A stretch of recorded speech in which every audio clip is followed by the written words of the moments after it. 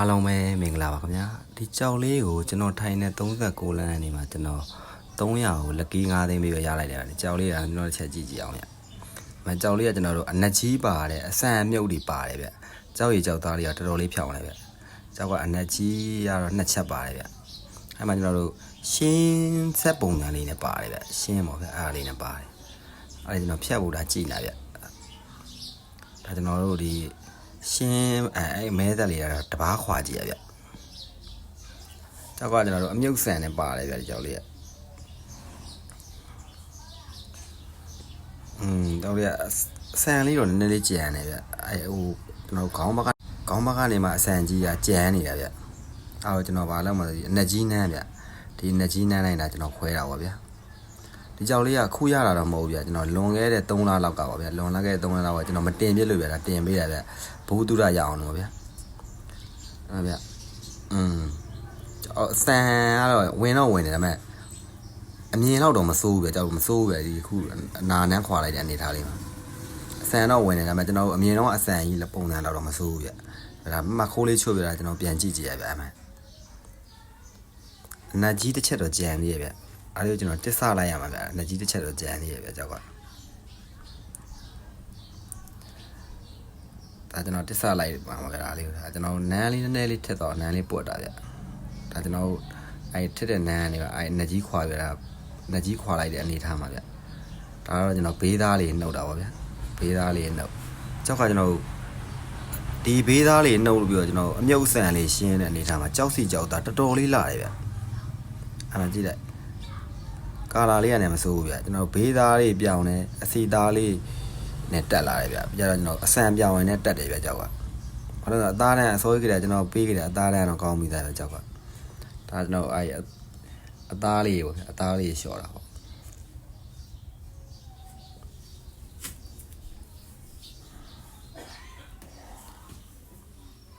ဒါကျွန်တော်ကြည့်နေတယ်ဒါကောင်းအောင်ကျွန်တော်တို့တောင်လေးရဗျတောင်လေးကအသားပါလေးနဲ့အဆန်လေးပေါ့ဗျကြောက်ပုံလေးချရင်လည်းတခါလဲကျွန်တော်တောင်လေးစိတ်တာပေါ့ကျွန်တော်အသားလေးရတောင်လေးတွေမှာအပေါ်ချောလေးမှာသိုးတလောက်လေးကြံလာဗျဒါခုကျွန်တော်ပုတ်တဲ့ဟာဆိုရင်ကျွန်တော်အဆန်လေးဗျအဆန်လေးရကြအသားတန်းကောင်းတော့ကြအထက်မခံဘူးဗျအဆန်လေးတေးလေးမှာအဖွေးလေးကြံနေတယ်ဗျ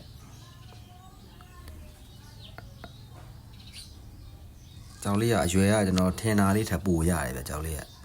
ကျွန်တော်ထင်တာဒီရွယ်တော့တိတဲ့အသေးတွက်တာပါဗျဒါပေမဲ့ကြောက်က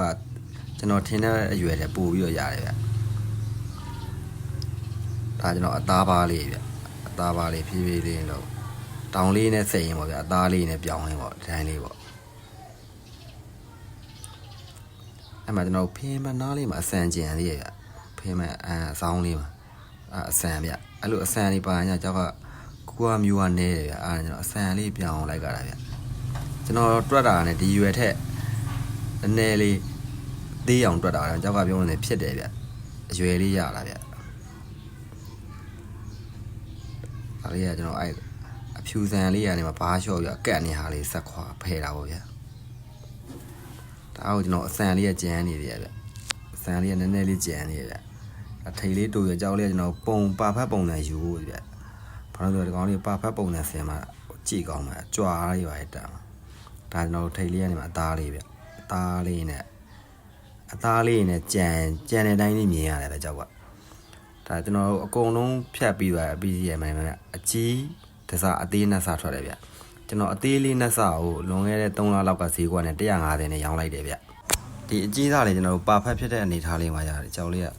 တော်တော်လေးဖြောင်းသွားတယ်ပါဖတ်ဖြစ်တော့ကြာဒီကြောက်လေးကိုကျွန်တော်400ပေးတယ်ဗျအဲလွန်ခဲ့တဲ့3လဈေးကွက်ပေါ့ဗျာ400ပေးတာနဲ့ဒီကြောက်လေးကိုကျွန်တော်ရောင်းလိုက်တာဗျဒါလေးကခုမှဘာလို့တင်အောင်ဆိုကျွန်တော်တစ်တော့ကျွန်တော်ရဲ့တငယ်ချင်းတွေအားလုံးဘူးသူရရအောင်လို့ဗျာဘူးသူရရအောင်လို့ခုမှတင်လိုက်တာဗျနောက်ထပ်နဲ့ဗီဒီယိုလေးတင်အောင်ပါဗျဒါလေးကိုကြည့်ချင်းအားလုံးဘူးသူရရကြမယ်လို့ထင်ပါဗျအားလုံးကိုမင်္ဂလာပါလို့ကျွန်တော်နှုတ်ဆက်ပါတယ်ခင်ဗျာနောက်နဲ့ဗီဒီယိုတင်အောင်ပါခင်ဗျာ